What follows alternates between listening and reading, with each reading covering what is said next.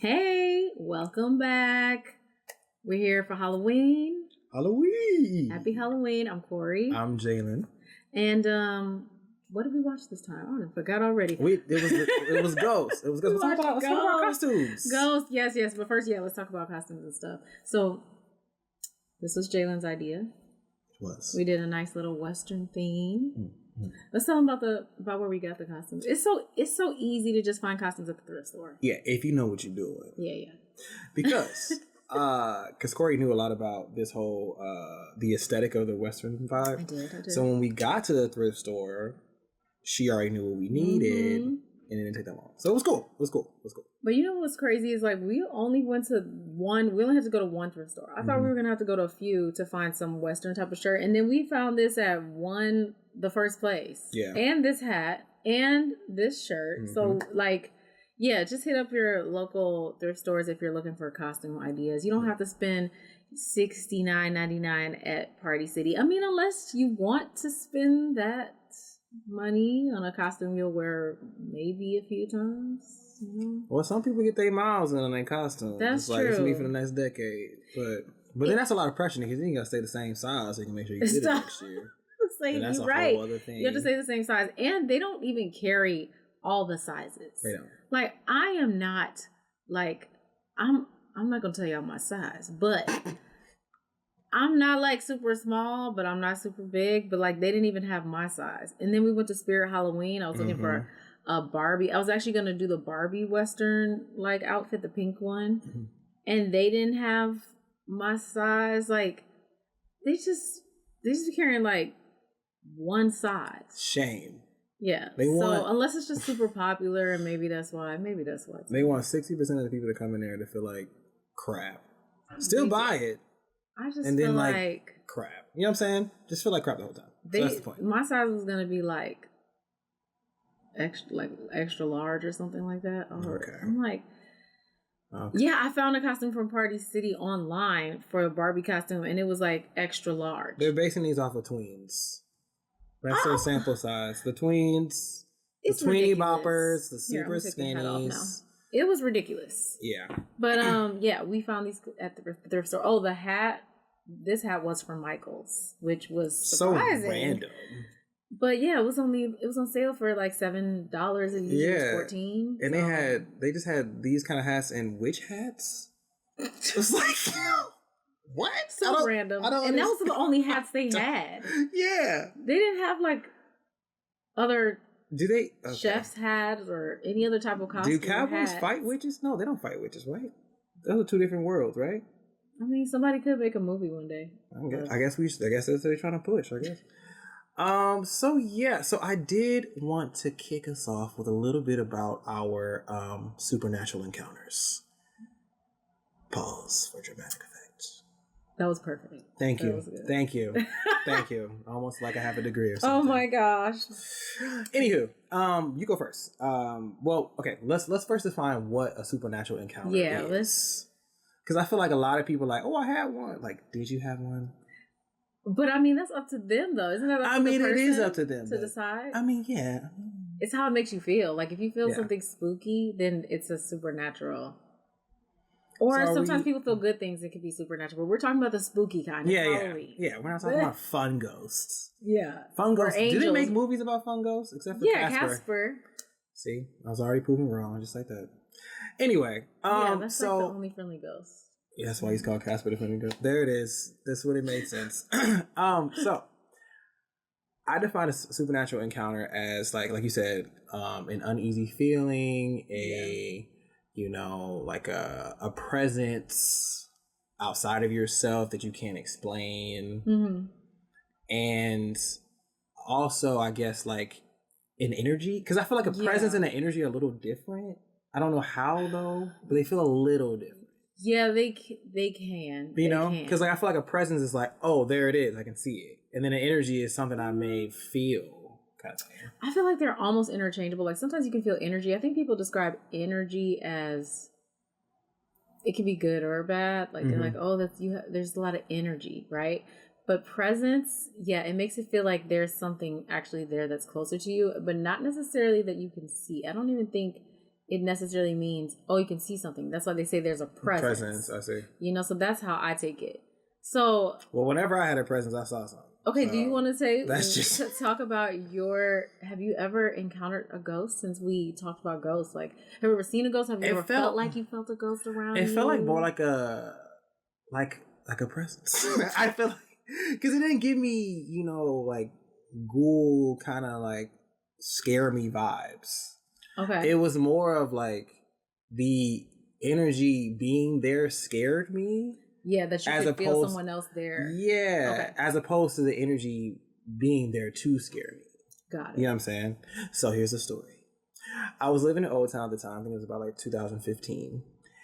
And during that time, my brother had moved to Chicago, and he would come to stay with me every now and then, kind of thing. This is when like I said, I still live in Old Town. Mm-hmm. Already freaking me out. I'm already shivering a little bit. Oh, anyway, you're recalling it. Yeah, it's like coming back.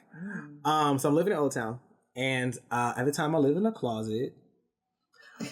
Not metaphorically. How big was the closet? Wait, was it literally a closet? It was literally a closet. Yeah. Like a walk-in closet? Like a walk-in closet, yeah. And someone rented that out to you? Yes. For how much? $410 or something like that. Yeah. But what's crazy was someone had already lived there before and made it a room. So then when I came in, was like, oh, okay, cool. Hey, college is wild, y'all. It's wild. But anyway, so I'm living in a closet at the time. Literally closet. Literally. And like I said, my brother would come and stay with me. So this night he was sleeping in the living room, and I was in my little closet, which was within another room, kind of thing, right? So real quick, you had to go through someone else's room to get to your room? Yeah, of course.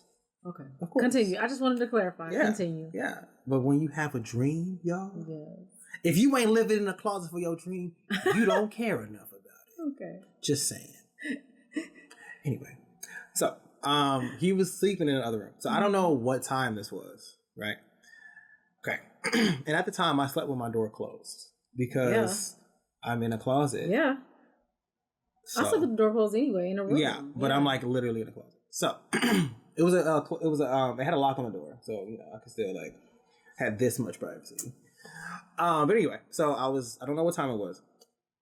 And it's early in the morning, and I wake up and I hear the door open, right? So the door opens and closes. Right? To the apartment? No, to my room. To my closet. Yes. In the middle of the night, the door opens and closes to my closet. Right? Okay. And I'm laying down on a little futon. Okay. And I'm thinking, because the only person that's ever come in there while I was sleeping was my brother, was Jeremy. Right. So I'm like, oh, I called his name. And they don't say anything. So I'm like, okay, that's weird. The door literally opened and closed. And now whatever it was is in here with me. Oh gosh. And I'm like, Jeremy? And it doesn't say anything. And I'm like, quit playing. Like, I see you. Like, I see you right there. Like, stop playing. Still doesn't say anything. And then the whatever entity, the presence, started to move to the other side of the closet. Saw something move? I literally, see, that's why I say presence. This is so scary. Keep going. So I saw it move to the other side. So now I'm like, okay. Quit fucking with me, Jeremy. Like, this is not funny. Yeah. Right? So then I'm like, you know what? Okay, I'm just going to turn the light on because now I'm up. I'm like wide awake. Turn the light on. Nothing's there. Jeremy still asleep. I went in another room, out, like cold, like has not moved in hours. And you would have noticed the door open again. Exactly. With the lights on. You would have seen him, first of all. Exactly. But you had to check for yourself. Mm-hmm. Okay. So what did you do after that? Did you burn some sage? Like, surprisingly enough, apartment you told me where you still felt energy. Oh, surprisingly enough, that's when I spoke to the other woman about said energy, and then I didn't like her energy. So it's just like it's like. But talk about how didn't get any better. Every time she came because she was dating your roommate, okay, right? So let's talk about that too. Okay, so still in the closet. So let's just keep in mind that this is all happening with someone else on the other side of the door in the room. Yes. Right. And so my roommate's room was on the other side of the apartment, like literally the opposite side of where my closet was. And of course, there's only one bathroom. So, and the one bathroom was in the room where the closet was. Okay. So whenever anyone had to go to the bathroom, they had to wake both of us up. This is a weird layout. It's horrible. I had to wake both of us up, you know? Yeah. Whatever. But after a while, I had been there for like a few months at this time. I didn't wake up as much because, you know, you get used to it. You get used to anything. So this night, actually, I think it happened about 4 or 5 times in my year stay there. And it got to the point where I will always know she was there, even if I didn't hear her, see her, or anyone told me that she was there, because her energy was that palpable, right? However, over time, it got to the point where it would wake me up in the middle of the night. And when I say middle of the night, I mean like sleep, like REM sleep, like dreaming. And I would shoot up like someone jerked me like forward. Oh my God. You know what I'm saying? Like I would, like someone, excuse me, that's what I'm trying to say. Like someone was pulling me forward. Yeah. Like, you know, and I'm wide awake. And the only thing it ever would be was that she was going to the bathroom. Not anyone else. Not anyone else that stayed. Not any of my other roommates. Do you think she had some spirits attached to her that were like causing some... Yeah, but because I consider myself a good person. I don't have things that I'm like, ooh, maybe if I, you know, maybe the devil is my friend. I don't have anything that I've done that if I look back and be like, you know, whatever. So if you're waking a good person out of their sleep, I don't think it was the best energy. Right. It's something just disturbing your peace, literally. Yeah. So, so that was my most scary supernatural experience. Especially because I never knew when it was going to happen again. Right. So like after it happened the one time, it was kind of, they were dating. So any time. Any night she could come over. And then you shoot out of your sleep like awake. Yeah. That's terrifying. Yeah, it was horrifying. Okay. And then one last thing. And then I've now seen her twice on TV. Not to where she was like the lead or speaking. She was just in the audience. And I just something. Like, and out of hundreds of people, I would see her. It's happened twice now. I know. I remember I was there and you were like, oh my gosh, there she is. Yeah. There's the girl with the presents. Yeah. Yeah, because you had told me this story before, and I was like, "This is." But didn't you say she was into like witchcraft? She was into some stuff, or she was into some type of spirits or something. Some Ouija board stuff. Or? It was like it was more advanced than Ouija. It wasn't. It wasn't like cute. It wasn't cute and like fun. It was like, this is me. Come get your reading. Okay. You know, be on the other side, have things in common, kind of vibe. Well, you're no longer there. Take a deep breath. Because you know sometimes you got to cleanse yourself of like the feeling when you take yourself back to something. You feel it all over again. Okay, well, I'm going to share... Terrifying. My supernatural... you gave me the water, please? My supernatural story is one that I have told you about. Thanks. But I don't know if I told you all the details. Mm-hmm. So, as you all... do not know. You know, people say, as you may know, as you all do not know. Growing up, I always felt like something was off with this one closet in my bedroom, in me and my sister's bedroom, okay? And I can't describe it to you because we moved there when I was 3.5 years old, okay? Oh, I forgot you were that young. Stayed there till I was about, like they moved sometime when I was in college. My mom moved to another apartment in the building. But I just, ever since, as long as I can remember, that closet freaked me out, okay? And it was like the bifold doors, okay?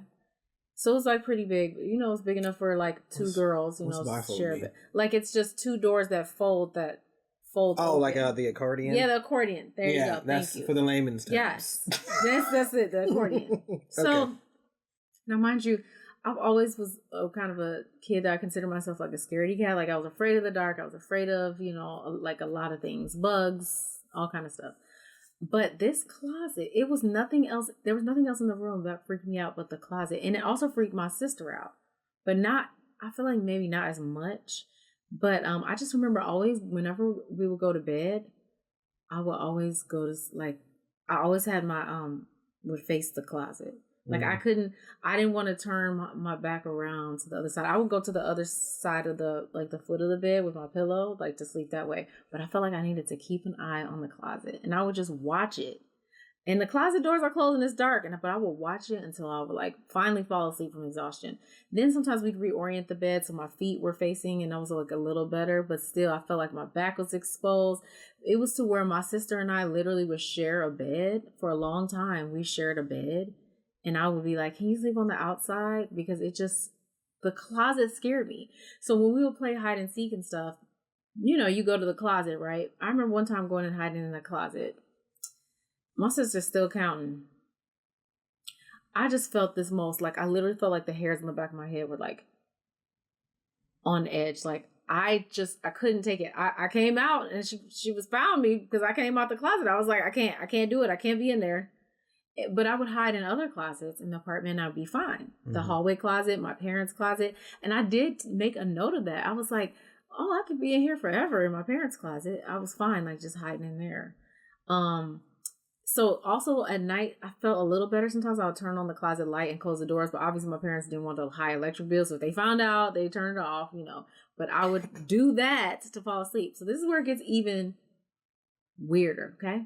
So at one point, I think in high school, I was in my parents' room watching a show, I think I was eating popcorn or something. So I go out of the room, and all the rooms were connected by, like, there was a long hallway that connected, like, the kitchen, the living room, my parents' bedroom, you know, everything. So I go out, and I'm at the doorway of my bedroom. I'm looking in, and I see clothes, like, flying out, like someone's, like, getting clothes off of, you know, hangers and, like, tossing them, like, not this, not this, not this. Okay, you didn't tell me this. I didn't tell you this? No. What the hell? I just see clothes, like, from my vantage point, all I see is, you know, the closet doors are open, and I just see clothes, like, coming out. And I thought my sister was in there just looking for something, you know, so I'm like, whatever. I go down the hallway into the kitchen. Mind you, no one could go past, like, everything's connected by this hallway. I go into the kitchen. Maya is in the kitchen. Oh, okay. She's looking in the fridge for something. Nope. So I was like, wait a second. No. I was like, Maya, hold up. Because I know she couldn't have gone past me from there. I would have seen her. Right? Yes. Yeah. So I was like, wait. I was like, Maya, wait, hold up. Weren't you just in the room, like, in the closet, like, picking out stuff? And she's like, no. I'm looking for something, like a snack or something. Freaked me out so bad. So then go forward even more years. After we moved out of there. Oh my God, I remember this. Oh, actually, one more thing real quick. Behind my closet was like a space. We had another back door to the apartment, but back there was like storage. Okay? I don't remember that either. So like, so what do you mean? Like, you so have the to go hallway through the went closet even kind of past my closet. Like here's my bedroom. So you were the last room in the apartment. Yeah, the last room in the apartment. Okay. And then the hallway goes all the way to the end behind my wall of my bedroom. Because there's another closet. Yeah, and there's a door, the back door. Mm-hmm. So my dad used it for storage, so the back door was not usable. It was like all kind of stuff back there. We had a computer desk in front, a curtain to cover up all the junk, and a desk with a computer. So you was basically at the computer. It was makeshift. Little hazard. So not the makeshift part. Just the it is a can't hazard. Get out the back exactly. If someone coming in the front door, you can't get out the back. Right. Not safe. But anyway, whenever I would be at that computer or whatever, you know, mind you, there's all the stuff storage, but behind there is behind the closet. Yeah. It still would freak me out being at the computer because I'm like, for some reason, that back space was freaky. Okay. Mm-hmm. So fast forward. We done moved out of that apartment. One day I'm talking to my dad about that. I'm like, you know what? I always thought like that apartment, something was off about that apartment because when we moved to another place, I just wasn't as afraid anymore of things. Obviously I was older, but it wasn't like that freaky thing about the closet. I was like, there's something about that closet. And my dad's like, oh yeah, I didn't tell you. One time, your mother took you and your sister somewhere, and I was in our bedroom, and I heard the door, you know, close, and she left. And then, a few minutes later, I see an old white lady walk past in the hallway, go to me and my sister's bedroom, past their room. And he was like, wait a second. You know, Beverly must have left the door unlocked and this old lady wandered in, confused, thinking it's her place. So he's like, excuse me, ma'am. He leaves the bedroom. He follows her into our bedroom. Is like, ma'am, I'm sorry. You got the wrong place. He says she went into our closet and after she went in the closet, he went to go get her and she was gone. And I'm like, Dad, stop playing. Like, he's like, no, I'm so serious. Like, I knew something was up after that. Like, I was like, okay. And I was like, so you didn't tell. You didn't tell us, the family, like, look, y'all, first of all, everybody, anybody want some cookies, candy, cake, we got a ghost. Anybody want some popcorn? You want pizza night? Like, you didn't just, like, tell us, like, everyone would have, no one would have ever slept. But how come you didn't get, like, the oil, the holy water, burn the sage,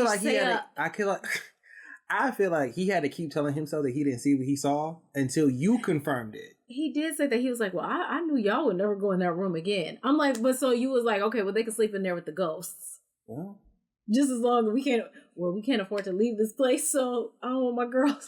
But then change rooms. Okay. Y'all move into that room. It was smaller, but y'all could deal with the ghosts better than we can.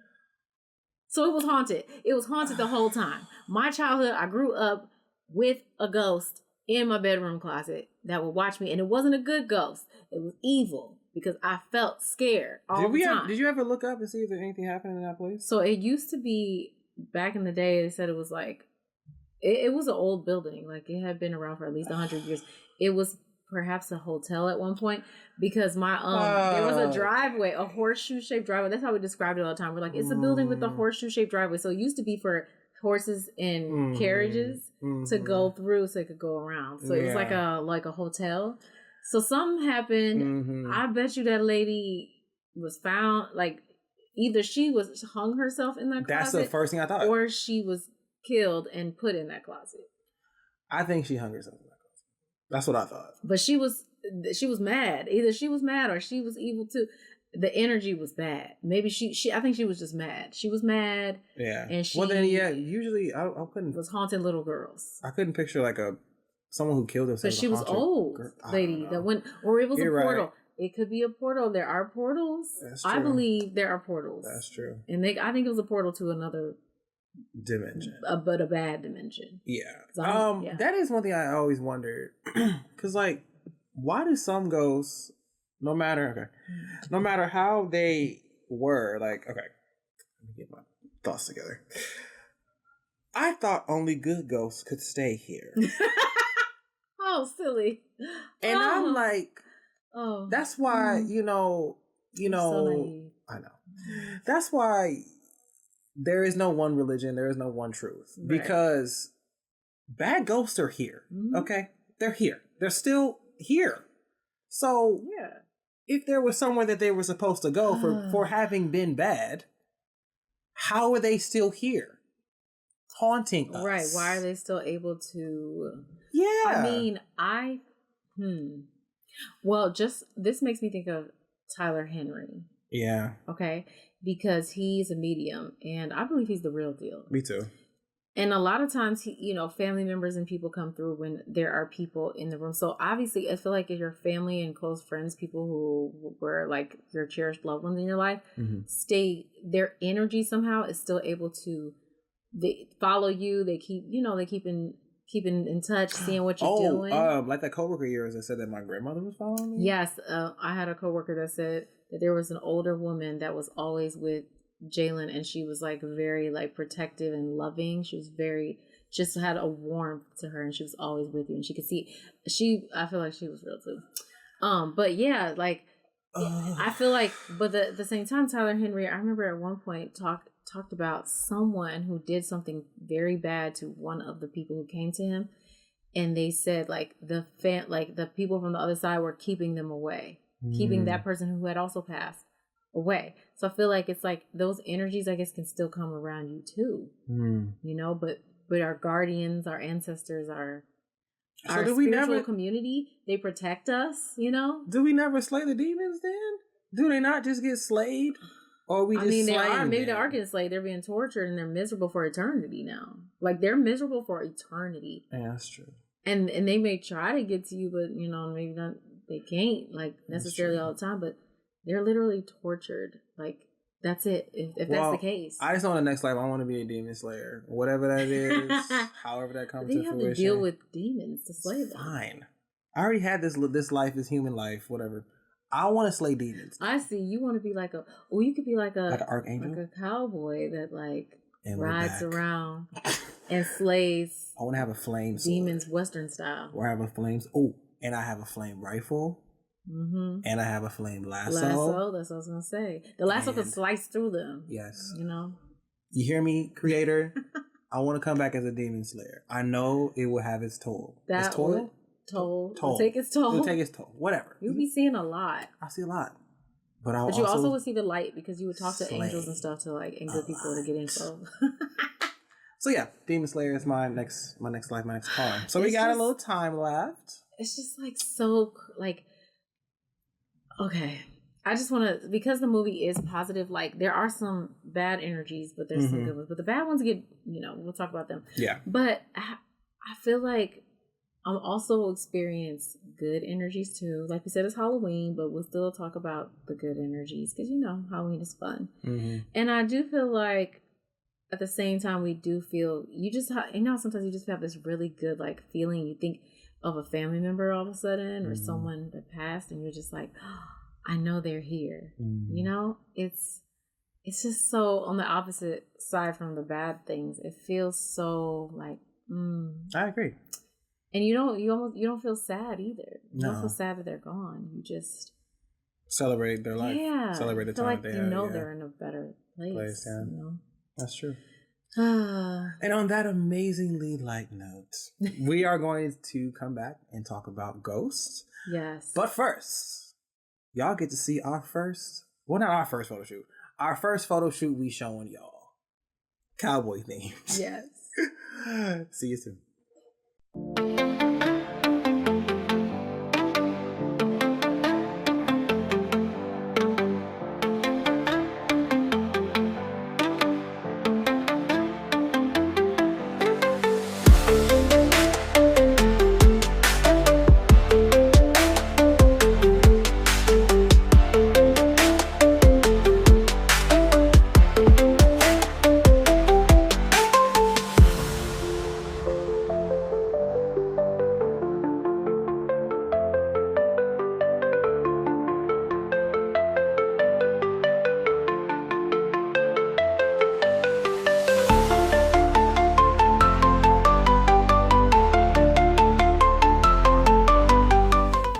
Yes, we are models too. Yes. You got to see that happen in real time. That was shot today on the same day of recording. I know. What you didn't see, there was poop everywhere. Everywhere there was poop. There was. It was like, so we just impromptu picked this place by our, like literally a block away. There's some railroad tracks. I was like, I'll just make it'll look grungy, whatever. Then it was like it's a big tree tumbleweed looking thing. It was perfect. A real life tumbleweed. And as we approached to go move the tumbleweed, I see like some poop. I'm like, ooh, poop. And then I see some more. I'm like, ooh, poop. And then I see more. I'm like, ooh, it's everywhere. Somebody is just letting their dog just walk out there and just be like, come on back in. I think it's a family affair. I think it's like the whole community of dogs. But they were on both sides. They were like by the railroad. Anyway, okay. Gross. Okay. So we avoided the poops and we took great photos. We didn't have to tell them that we avoided the poops. We did though. Because what if they knew we avoided that was trick or treat. Like we're like, so the trick is, the trick was that we accidentally stepped in the poop. The treat was the photos. But no, there was no tricks. Only treats. But a lot of poop though. Anyway. Oh, but before we start, I did want to talk a little bit about, because we never really talked about this. Just a little bit about our photo shoot journey. Like we've been doing this for. Let's talk quickly about it. Quickly, yeah. Mm-hmm. We've been doing this for about 3 years now. I think it was like 21 when we did our first shoot. Was it, or 2020 during the pandemic when we were all sad and scared and we just went out and took photos? Maybe. I just know I didn't get that lens till like end of the year, so I don't know. Oh, okay. We actually did it. Maybe. I don't know. By the way, so I just wanted to mention that, and that there will be more to come. There will be more. And it's a sense of empowerment for us, because I don't have anyone taking my picture right now, as much as I would like that. So I am having my wife take my picture, and I'm taking my own picture. Mm-hmm. Do it yourself. Yeah, you're right. And you take my my picture. You take my picture. I just wanted them to know you're my photographer. Yeah. Officially. Yeah. And unofficially. Yeah. What does that even mean? But you're very photogenic. Thanks. So are you. Thank you. But no, you really like. I had to learn that. I had to watch some photos and America's Next Top Model. I had to learn how to be photogenic. Like, you just were like, oh, like this? It's only because I'm... Okay. I had to literally Quick teach tangent. myself how to tangent. I thought, from a very young age, that being a movie star was being able to do this. I mean, it is a little. Right? So for a very, very long time, ever since I can remember, I would practice. I would just look off and just practice because I wanted to be comfortable with something staring back at me. You know what I'm saying?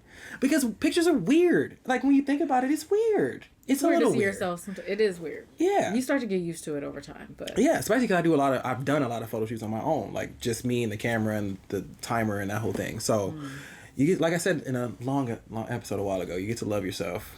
You know, when you edit things, yeah, you learn to love yourself. Well, you know who you can't see in pictures? Ghosts. Damn, that was good. And we're gonna talk about Ghost, an amazing film starring Demi Moore, Patrick Swayze, Whoopi Goldberg, and also Tony Goldwyn. And it was, so I never saw Me either. Ghost. I've seen the iconic, like, people reenacting the iconic, you know, pottery scene between Patrick Swayze and Demi Moore. Mm-hmm. But I never actually watched the movie. So it was a perfect time. I always thought he was a ghost of the scene. And then when Me I found too. out he wasn't. I thought he was a ghost, and she was just like, he was guiding her hands, like, and he was just a ghost. But no, he was still alive at that point. Alive. It's just a regular dude. So, spoiler alert. There is a ghost in this movie, and it's Patrick Swayze. Because he dies. He gets killed. He's early in the movie. Yes. And it's, like, really messed up because, I mean, it's already messed up to get killed, but, like, he just throughout the whole movie kept saying he was so anxious because things were really going well. Like, things were going well at work. He and Demi Moore moved into this beautiful, like, loft space. Mm-hmm. So she was obviously she was, like, a ceramics artist, a sculptor, kind of. And, you know, they had this space that they got and were rehabbing and stuff. And things were just great. Their relationship was great. And he was just like, I don't know, I just feel like something bad, you know, is going to happen. Like, and a lot of us feel that way. Yeah, me too. I feel that. I mean, I just feel why do you think people feel that way? That's what I was going to say. I mean, if you have anxiety like I do, you feel that way anyway. It's just how my brain is wired and my body have more cortisol levels. So I'm always worried about the future, about what's going to go wrong. And that's, you know, things are good because I'm always thinking about, like, when things are good, something's got to be bad. Yeah. Something bad's got to happen. You can't just have things good. And then when you're black in America, it pretty much is the standard. Like, you're just, like, bad thing after bad thing after bad thing, so. Yeah, I mean, for me, I think it was continually finding ways to just accept things as they are and know that the bad things that are happening to me aren't unique to me. Because for a very, very long time, I thought that I did something wrong. Like, the creator, like, fucking hated me for whatever reason. Yeah. And the continual how best to say it? The delayed gratification of the career path I chose, one. But then also the delayed gratification within a society that doesn't want to gratify me. Yeah. You know what I'm saying? So it's almost like I have to do a lot more to get the typical gratification. To reap the same rewards. Yeah, exactly. Yeah. Exactly. And I feel like, you know, his character, which was what made his character so likable from the get-go, was that he already just has this likable quality, but it was that like humanizing, like, dang, like, he's successful and stuff, but it didn't seem like he came from money. No. You know, his character. I didn't get that vibe. And so he just that worry that he's like, things are finally good for me, and it was so it was just so heartbreaking that the fact that did happen. So basically, his best friend, who was always kind of like, with the three of them, like him, his girl, and his best friend Carl. That's a red flag already. What you here for, Carl? They were always like, cool. And Carl works with him. Go get a life, Carl. So Carl, something happened with some accounts, and they were saying that there was too much money in some of these accounts. So Patrick Swayze's character was saying that. He was like, it's not making sense. There's too much money. There's too much money in these accounts.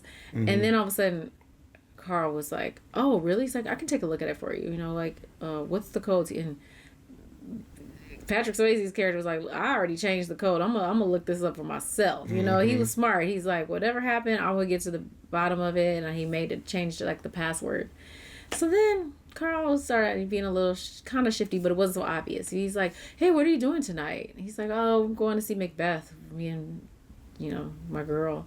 He's like, oh, okay. He's like, well, no. Have fun. Well, see ya. So I'm like, why did you ask what they were doing? And then you're like, nah, no thanks. So anyway, they're coming home from the theater. This man tries to mug him. Shoots him. He's gone. He's done. He officially becomes a ghost. And it's just like, man. And that's the beginning of the whole thing. And like, the way that scene played out, it was just so like sad. Like they did it so well. They didn't like over, dramatize it, make it like they didn't make it, what's the word, like soapy or campy. Yeah, or campy. They made it just felt so real and genuine and raw, like her trying to work on him and him still hanging in there, and then them going to the hospital when he passes and her just being like in shock. And it's like, yeah, so it was just tragic. But somehow he's a ghost, probably because he has unfinished business, because when people kill you, I hope you can get revenge. Absolutely. I'm haunting them for the rest of their fucking life. Like, he was like, okay. What? They're never going to have a good night's sleep. Or a good day. Worry about that. Ever. But yeah, he was like doing a little detective work, because he obviously was checking in on, his lady, and she was, just going through it. And so where does Whoopi Goldberg come into this? I forgot. Okay. So he's finding out that his friend set him up with the mugging. And Whoopi Goldberg comes into play. Well, first of all, she's a medium. Yes. Or like kinda. She's like a con artist. Yeah, like, yeah. Where she gets people to come and like tells them like, ooh, I feel the spirit. Oh, but they're slipping away. Maybe more money. More money? Yes, okay. Okay, now I can sense them. They're back. Okay. That's what she was doing. Yeah. But then all of a sudden, dude, Patrick Swayze was like, hey, can you help me? And she like heard him. Yeah. How did he end up getting there? I can't remember. How did he get there? I feel like he saw something. He saw something about he saw it in the window, the sign. Okay. And he's like, well, maybe I can talk to her, because he knew that they were still looking for the codes for the money, and that she was in danger. His girl. That's what it was. His girl was in danger. Yeah, I remember, because he had gone back to his house, and the crazy murderer guy was in the house. The murderer had a key to the house and got in, and he's like, wait, how's that? You got a key to my lady's house, and was watching her undress. Yeah, it was freaky. So yeah, he goes to Whoopi. Whoopi can actually hear him. She freaks out, because she's like, oh, my mom had the gift, my grandma had the gift, but I didn't think I had the gift. And now she can hear him, and like, it's a whole thing. So yeah, we talked about like mediums. That's a tough gift to have. Yeah. I don't know. Is it a gift? I mean, I guess you can make it a gift. Would say it's a gift. Some would say it's a curse. Some would say it's both. And also, I wonder what entity decides, like, okay, you gonna be a medium, but you're not, kind of thing. Well, I think it's the same way as like, you're going to be an Olympic athlete, you're not. Yeah. Like, everyone just has different gifts, and some are just being able to communicate with the dead. The other side. Yeah. Like, if you think, like, if we live in a world where there is a spiritual world, then there are going to be people who have varying degrees. Yeah. To access that. Some people maybe can see them, some people can hear them. Maybe, like Tyler Henry, he gets, like, images in his head. And he has to scribble, so he sees the images, and then he can relate them back to something. I definitely feel like I'm very intuitive and like have a little bit of, I want to say, is it like premonition? Like, I can like kind of that's the word, say things, or I even have dreams that end up later I finding out something that happened in my dream happened in real life. In real life to that actual person. Or like remember I had that dream, I had this weirdest dream that Zoe Kravitz got married in secret. This is so random. Got married in secret, she eloped, and that Lenny Kravitz was like, man, like, why did you, elope and not tell me? And she was like, oh, I was just concerned that you may not approve. So he's like, well, I'm going to throw you a huge wedding. And at the time, nobody knew that Zoe Kravitz had gotten married. We found out months later that she had secretly gotten married. Freaky. And then Lenny was going to throw her a huge party. Like, literally everything that was in the dream. Yeah. It was freaky. And I don't know why it tapped into her life. Yeah. I've always thought that was so weird. Like, why do we have these supernatural experiences, and what are they supposed to do? Because there was a life before the experience, and then there's a life after the experience. So why did this experience have to happen when it did, and why was it pertinent to happen now? And how does that shape our future? Because for a very long time, I didn't believe in any of this. And then I had a situation happen to me, and I was like, okay, I guess, because no one else was there. It was just me. So you're saying like a singular event makes you suddenly now aware that there are things going on behind the curtain.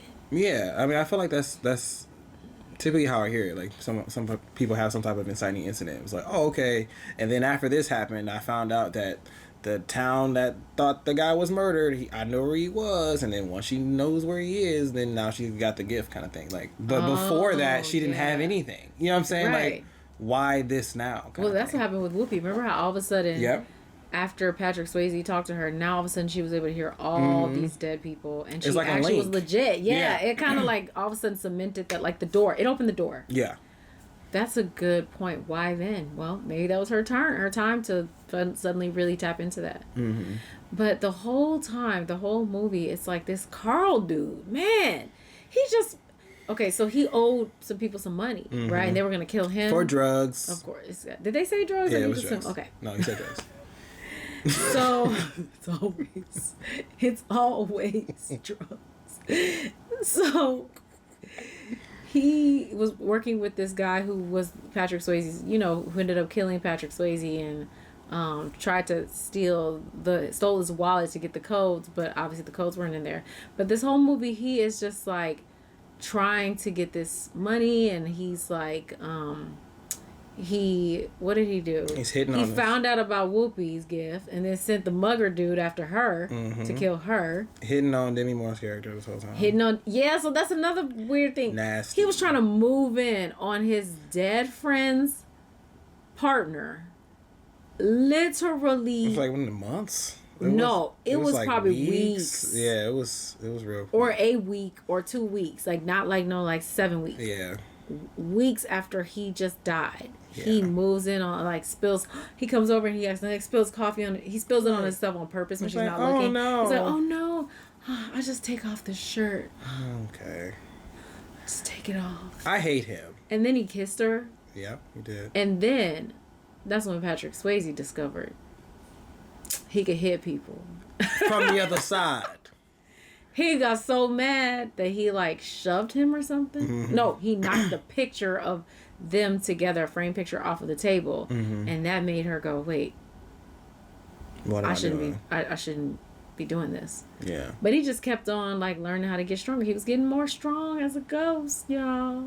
Yeah. He found another ghost that haunted the trains. And he taught the ghost that haunted the trains taught him how to move shit. Yes. In real life. How to move real things. Yeah. And knock people's newspapers over on the train. Yeah. I thought that was really cool that he had a little ghost friend. I know, right? But then it was sad how when you found out how he died, he was like, why are you on the train? Did you die here? He's like, I was pushed. So what do you think, I jumped? And he was like, yeah, it was just... But he looked creepy, the ghost friend, I'm not gonna lie. Of course. He's still a ghost. He didn't look but Patrick Swayze looked literally normal, he could walk down the street. This dude had pale skin. He was super tall. Black stringy hair. He was super tall. He looked kind of like Lurch. Yeah. But with That's a great Weird example. Al hair. Yeah. But dark That's black. That's spot on weird. Yeah. So I didn't want to say this too. This movie was like great. Yes, it was so good. And I feel like that's not something that happens anymore. I haven't seen a great movie in a long time. And this movie is 4 years older than me. It got you in your feels. Like, it made you feel sad. Yeah. You felt angry. Yep. You felt vengeful. You felt... It had some action in there. Yes. It had some comedy in there. There was romance. There was romance in there. There was a mystery. There was some sci-fi in there. Yes. It was, Whoopi Goldberg was bringing all the laughs. Yep. She brought all the comedy. I found out that Molly, you in Danger Girl is from this movie. Yeah, she's like, Molly, you in Danger Girl. Yeah, that was cool. That was the line. To find out that Yes. it was from that. And to see Whoopi, like, it was cool to see her, because I've only really seen her in The Color Purple and, like, as a grandma. I haven't seen her just... You know what I'm saying? Like, in her prime, like, in her bag. I haven't seen her... You know what I'm saying? Exactly. I feel like I'm doing her a disservice. No, I mean, she's an EGOT for a reason. I mean, yeah, but it's like, I haven't seen any of... I've seen... You know what I'm saying? Yeah, I haven't seen when she was just like, yeah, bitch, I'm Whoopi, bitch. I haven't seen none of those. Like, I saw, like, you know... In her heyday. Next Generation kind of thing. You know what I'm saying? So it was really cool. They were all young and beautiful in this film. They were. And I always thought she was great, but it was cool to see, like, why she was so great. It was. You know what I'm saying? She was so funny. She was just so in that character, like, she was. And just all the little things she did. So, man, there's so many great parts about this movie. Okay, remember when we saw, so there's a part where bad people, when they die, talk about them. You talk about them. So, first of all, they go straight to hell.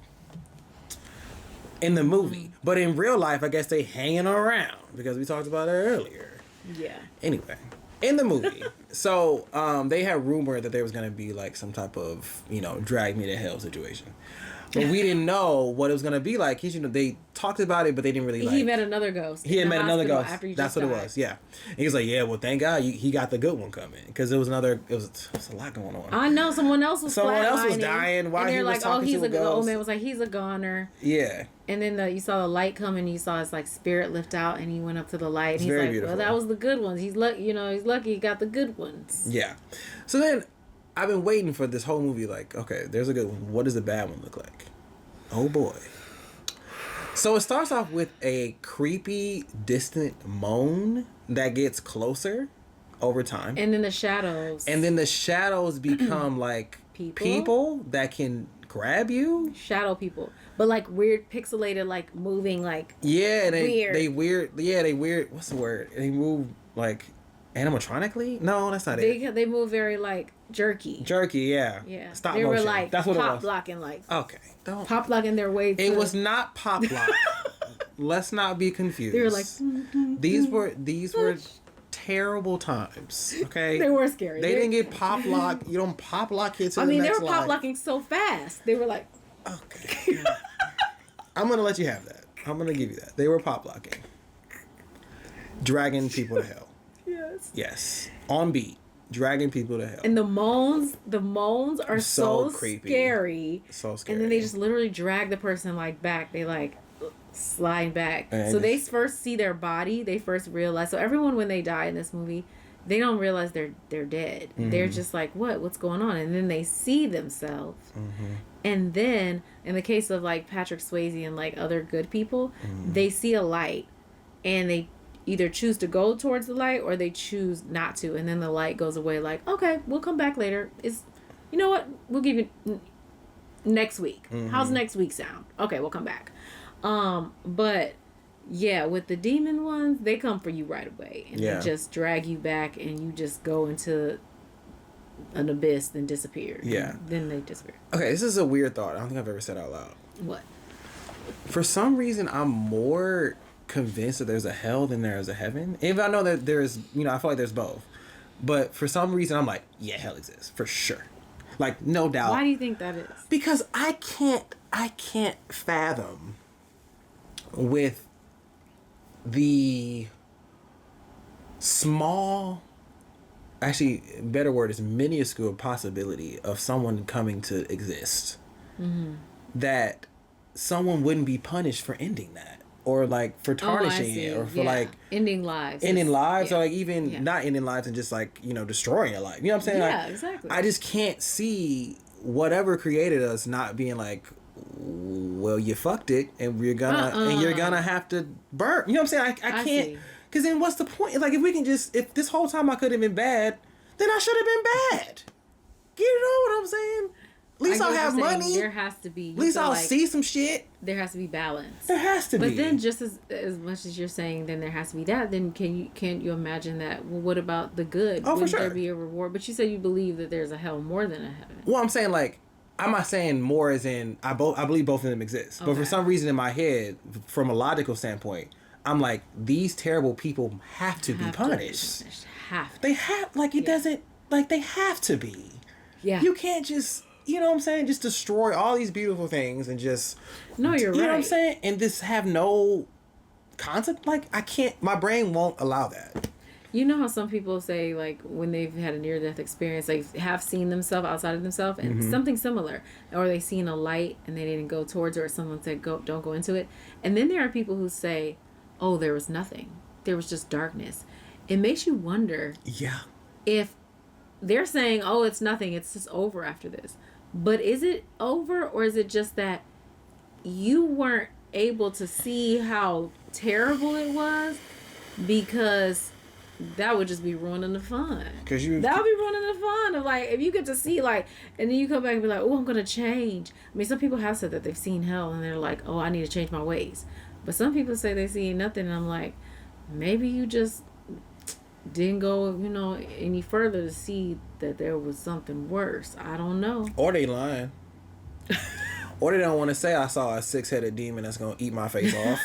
Or they lie. Every 5 minutes, eating your face off again. Your face grows back. They're like, I didn't see anything. I saw nothing. Right? They're just like, but then all of a sudden they're just like changed. They're working for charitable organizations only, like, and you're like, you saw nothing? Yeah, I just wanna get back. I didn't see anything. I just need to call my mom. I just need to call her and forgive her, and I have to ask for forgiveness. Return a large sum of money to someone. Yeah. I didn't see anything. I'm just going to talk to the police because I have to turn myself in. I mean, I think that, okay, so we're about to end. Yeah. But here's a theory I'd have. I do think if you do awful things on this earth, it's because you think this is it. Oh, yeah. So you're like, there's no punishment. If you don't think you're going to go to prison, if you don't think you're going to get killed, you may think you might get, but for the most part, people don't think like it's ever going to happen to them. Because they do it to, you know. Right. But I feel like that's the only way you can live your life truly with reckless abandon, not caring, like you said, destroying lives, taking lives. It's because you feel like this is it, and so I'm gonna do everything. I'm never gonna get caught. It's like the person who's like, I'm just gonna steal because I'm never gonna get caught. Yeah. It's because you don't think you're gonna get caught. But if you did, and you know how bad it was gonna be if you did get caught, you wouldn't. So, exactly. But some people just choose to not be bad. Yeah, that is an option. Because we just don't want to do it, you know? Yeah. Like, yeah. But closing thoughts. Please tell us your ghost stories. Tell us in the comments, please. And we need them. Watch Ghost. We watched it. It was on Fandango at home. Yes. And it was it's on Apple TV. Apple TV as well. Okay. And Amazon too. It's on those three. And have a happy Halloween. Have a safe Halloween. Yes. Yes. I wish I could be like a kid again and just eat a bunch of candy, but I can't. I was a cake kid. I didn't eat a lot of candy. I was a cake kid. For Halloween. Oh yeah, I know. You had cake on Halloween? Cake or donuts, yeah. I always found a way to have cake or donuts. I wasn't a candy guy. You're like, you guys got any Hostess in there at the trick or treat? And you know, I was around the time they had all the cider and stuff too. I guess my final thought is, Creator, make me a demon slayer in the next life, because I would want to. I want to slay them. And I guess make sure you have some fun. I feel like it's been really hard to have fun lately. Yeah. So just try to have some safe fun for Halloween. I think that's it for me. Yeah, that's it for me too. We'll see you guys soon. Happy Halloween. Happy Halloween. I thought you even put that after.